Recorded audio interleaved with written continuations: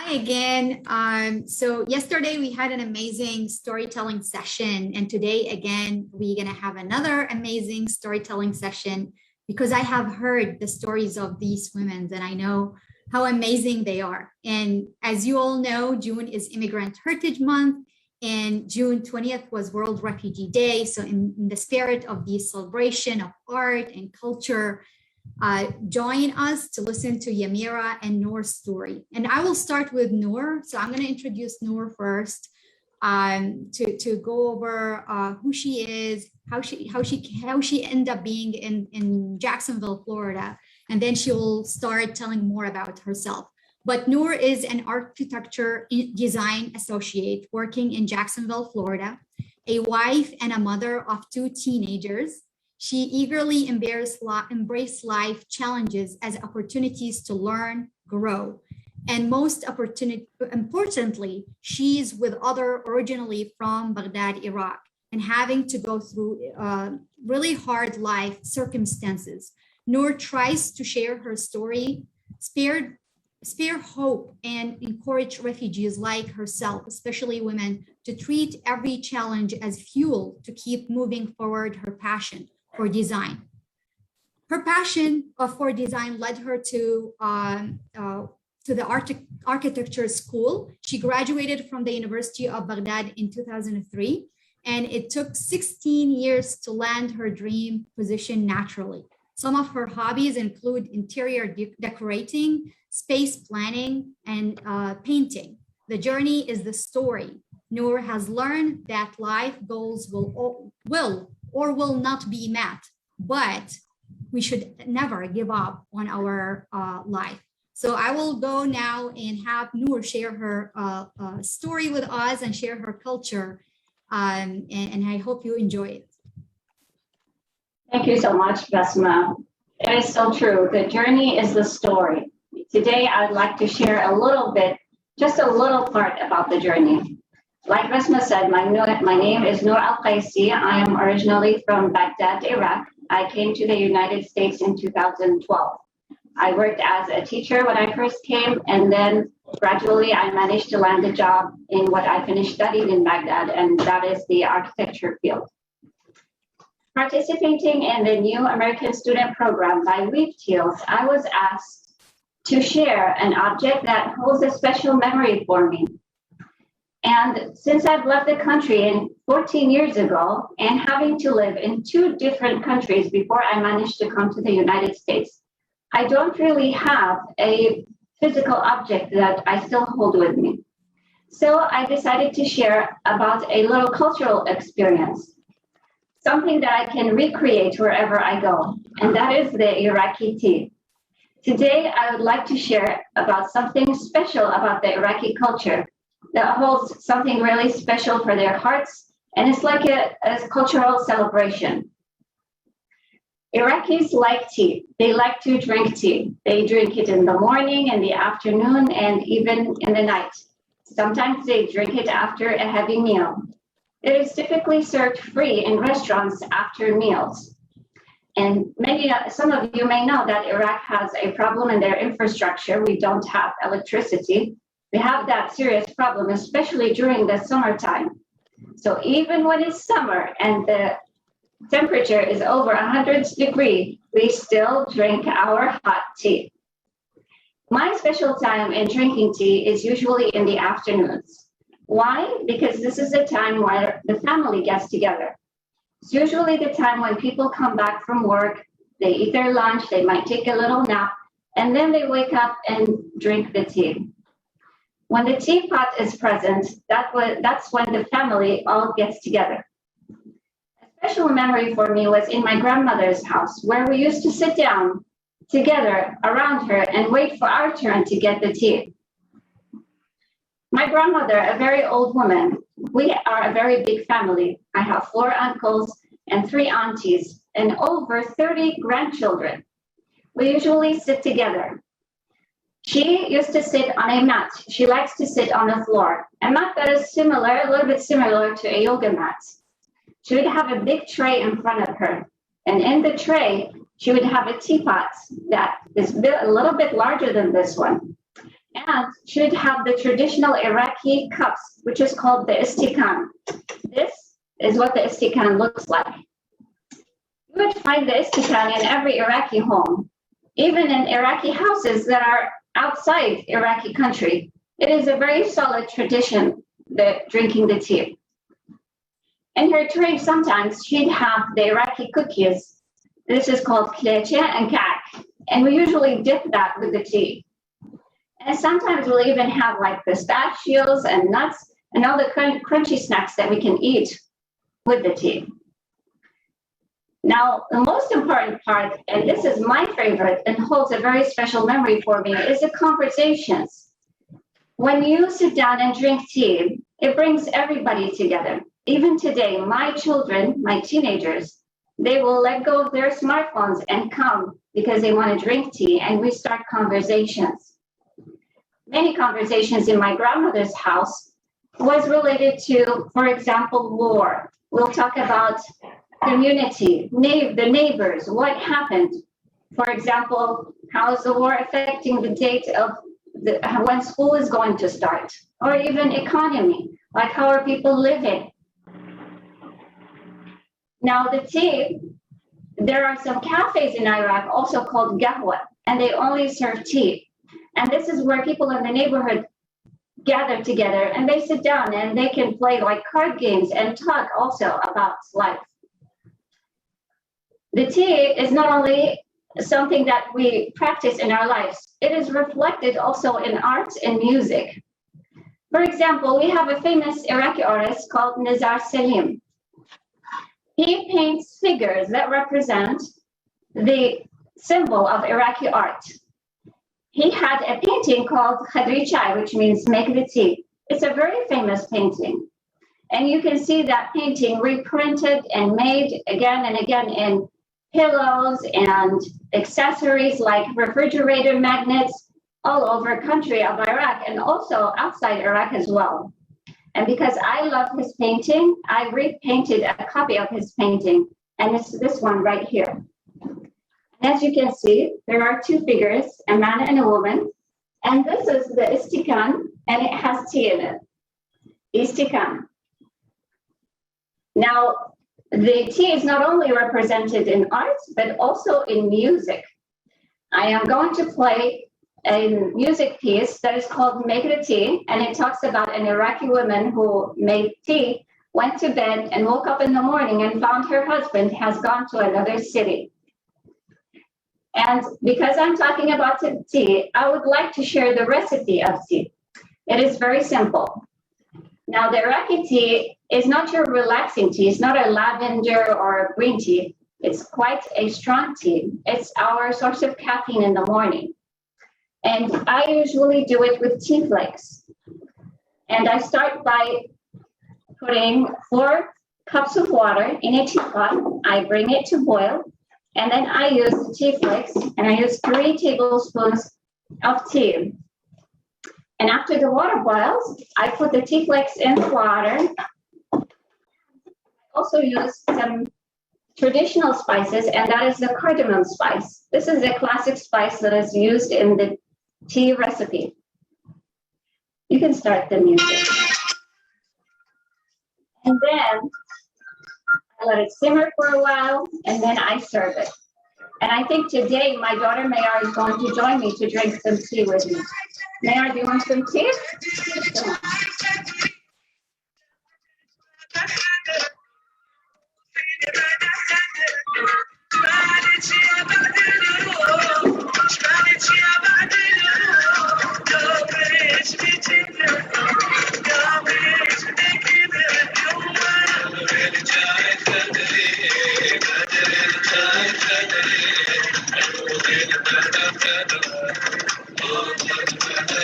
I wish you were all here so I can serve you some tea.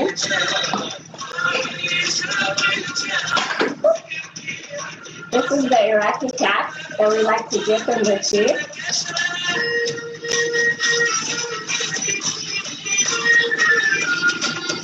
Is it good?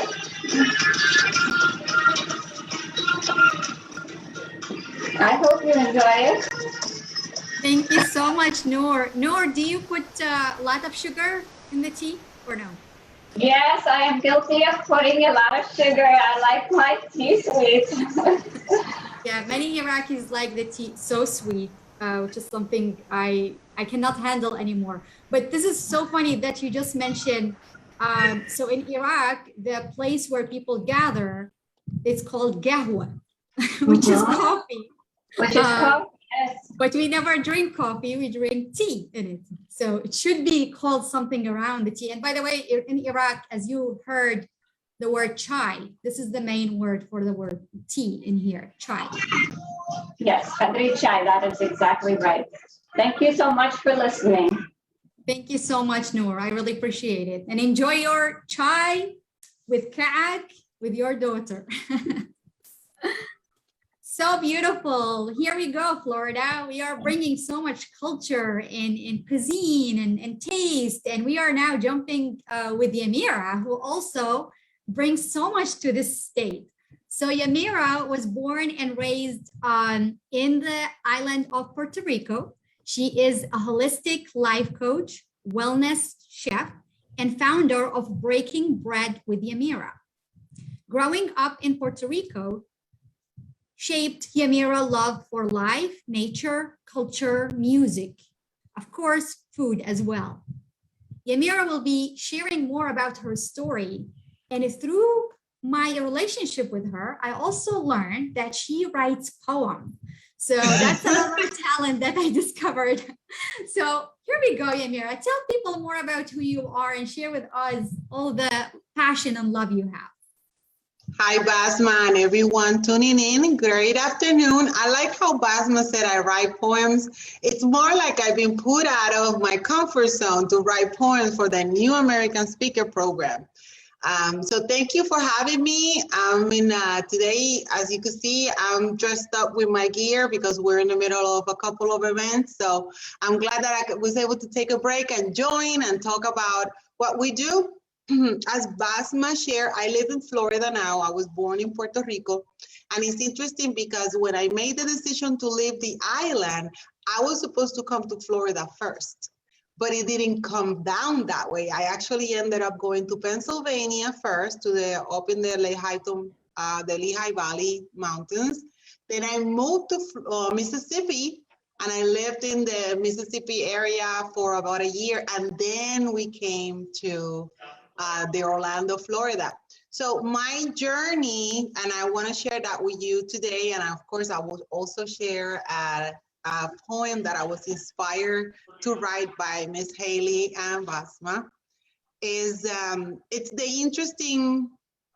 the journeys that we go through. I feel like a lot of times we feel like we're going through them alone. And going through this process with the New American Speaker Program, it helped me understand that we're not going through this alone, that what we hear about people migrating to the United States or to other or coming as refugees, it doesn't give enough credit to the journey that people go through and the struggles that people go through while leaving everything behind, everything that is familiar, everything that you knew, to go into a new place with the hope to have a better life, to be able to develop your skill sets, your gifts, and share them with the community or the audience that you're serving. And that's the opportunity I have. I came from Puerto Rico, where I was going through a lot of struggles in the island as a single mother of 3. Unfortunately, at that time, Puerto Rico was going through some changes, not only political, but also culturally. So there was a rising violence too. And as a single mother, I found myself with very little resources and thinking, what am I supposed to do with these gifts, these God-given gifts that I have that are my children? Because I had lived in the United States for a short time when I was a teenager. I actually was a runaway. At the age of 14, I literally had nothing, and I just took a leap of faith and went to the United States, lived there. I remember enrolling myself in school. There was no ESL program, no English as a second language program. It was like going there and make it happen. Thankfully, in Puerto Rico, we do take English classes from first grade. It's just that because we don't practice it, I feel Puerto Ricans don't understand the value of that, of having that class integrated as children. Not everybody has that either. Not every culture grows up like that either. So I came to the United States because I wanted to give my children the opportunities that I perhaps didn't have. I wanted to work hard. I came in with a mindset. When I came in, because Puerto Ricans have a citizenship, I did not go through the same struggles as my other students here, my other colleagues here, but it was my struggles. But listening to their stories also makes me realize, wow, I was blessed. There was some privilege in my journey that I didn't even think I had.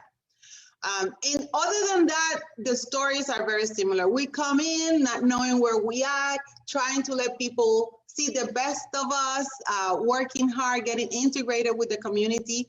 And like Noor was sharing about the Iraqi culture and how important tea it is when you drink it with your family and your friends, for Puerto Ricans, food is the same way. Food is like, we could make a party with just some food and some music, a couple of people gather, and there's a party for us. And I grew up in a season where there was some lack of resources in my home. So for that, I would probably have a meal in school. And sometimes that was the only meal I had. So food became very important. My apologies. Food became very important to me in regards to, I wanted to make sure that my kids didn't go through what I went through, that they had a hot meal. I wanted to make sure that if someone was hungry around me, that I would be able to break whatever bread we had and share it. And that became, after working corporate for so many years, that became my mission now. So as a holistic life coach and wellness chef, I focus on helping people transition from any lifestyle diseases or issues that they have with not understanding how to eat healthier. I help them through those first steps to get into maybe replacing some ingredients for others, maybe recognizing what kinds of foods are maybe causing some issues with inflammation, with chronic pain, and replacing it with more wholesome options.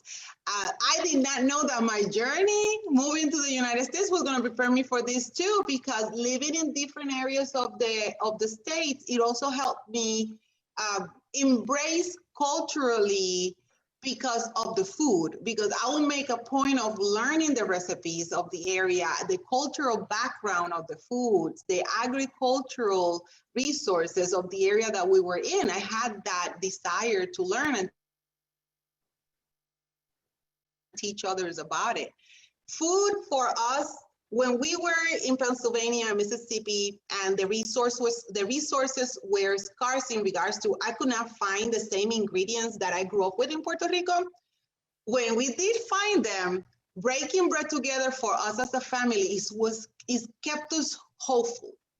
Even though we were dealing with, perhaps, differences, and not everybody embraced us, or challenges, cultural challenges by people not understanding who we were, food became that anchor of familiarity, of making tostones. It would be like reminded us of being back home, where we could go to the backyard and cut the plantains and bring them in and cook them. Now I'm getting it at a store, but that feeling when we were eating, I remember my kids will find comfort in that. And that taught me to also do that for other people.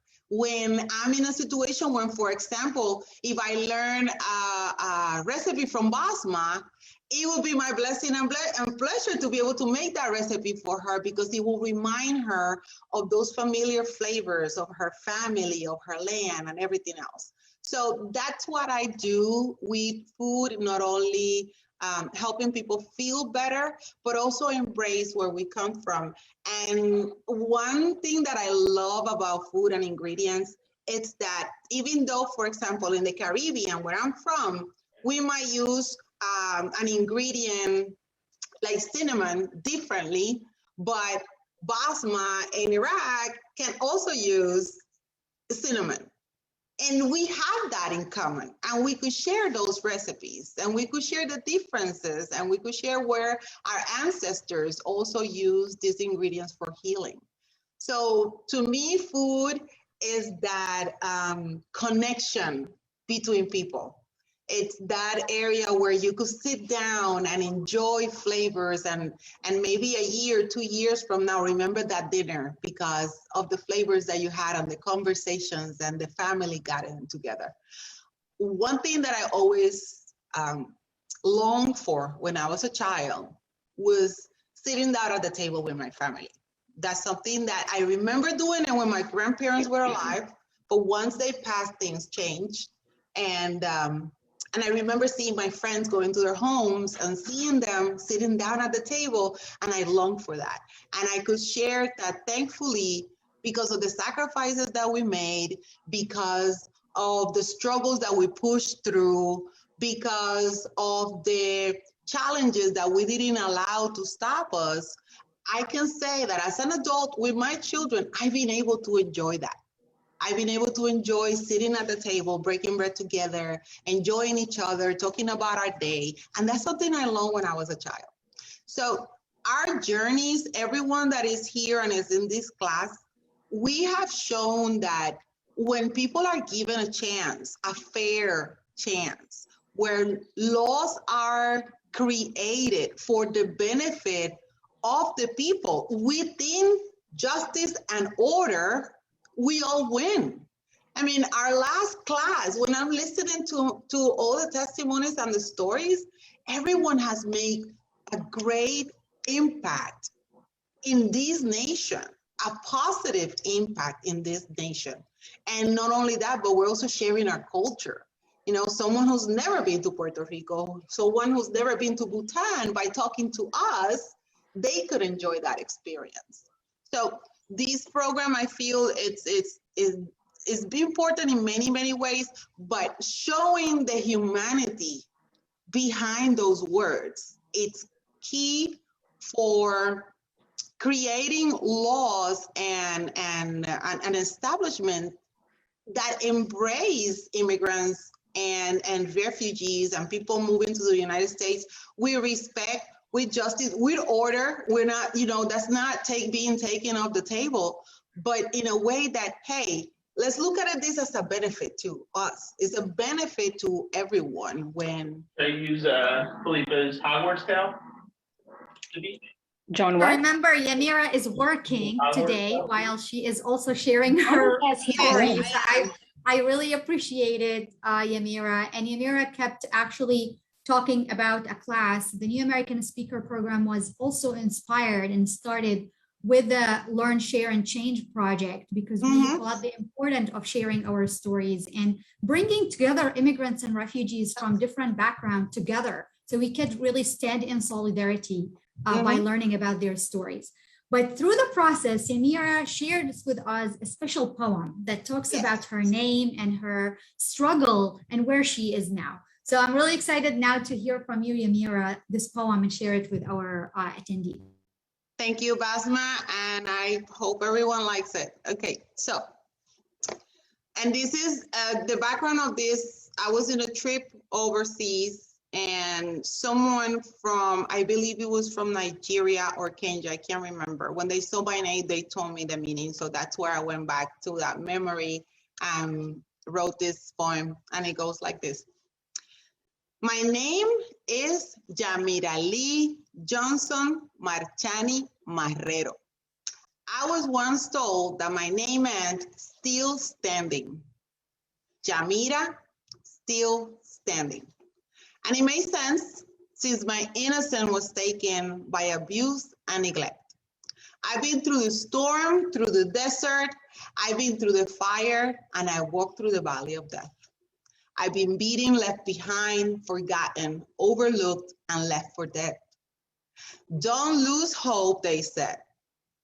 And here I am, still standing. I was lost in a world, and then I was found by my Creator. He pulled me from the pit, picked me up, showered me with faith, hope, and love, the greatest love. My cry was changed to dancing when one day I heard him say, "Look up, you're my child, and I've got good plans for you. Now open your eyes, Yamira, and see that you're still standing." That's my poem. I hope you liked it. Thank you for the time that you've given me to express it. Thank you. Thank you so much, Yamira. And we are standing behind you. What an honor to hear your story and for coming and supporting this event.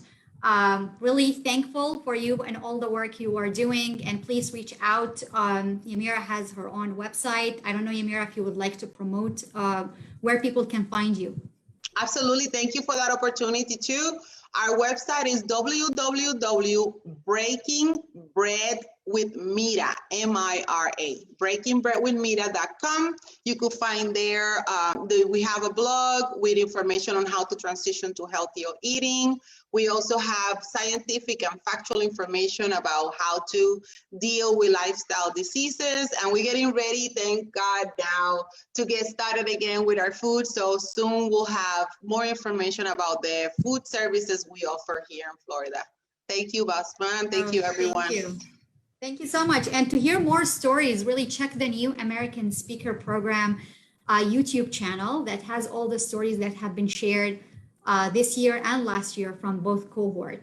So now we're going to take a little break and then we will come back again, and this time to learn about the community ID from Tomas, Oliver, and Commissioner Holness. So we'll see you really soon.